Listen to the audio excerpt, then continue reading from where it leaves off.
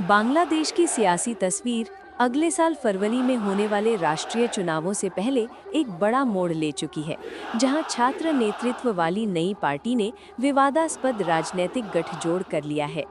छात्र आंदोलन से उभरकर बने नेशनल सिटीजन पार्टी (एनसीपी) ने देश की पुरानी दो पार्टी प्रणाली को चुनौती देने के इरादे से खुद को एक मध्यवर्ती और सुधारवादी विकल्प के रूप में पेश किया था, लेकिन अब उसने इस्लामी राजनीतिक दल जमाते इस्लामी के साथ एक चुनावी गठबंधन कर लिया है।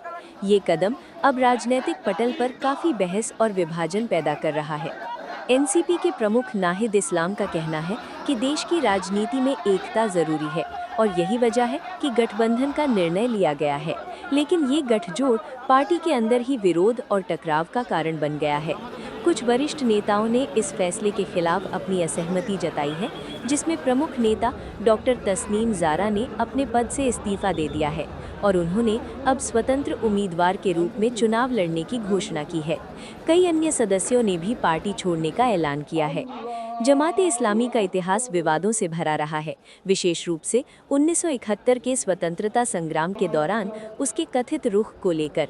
इसी कारण ये गठबंधन आलोचना के केंद्र में है और कई युवा मतदाता तथा विद्वान इसे एनसीपी की मूल विचारधारा के खिलाफ मान रहे हैं।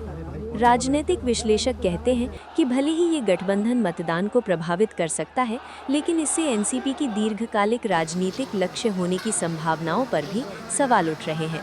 फिलहाल बांग्लादेश की राजनीति में सामने आया ये नया समीकरण देश की लोकतांत्रिक प्रक्रिया और राजनीति की दिशा पर गहरा असर डाल सकता है।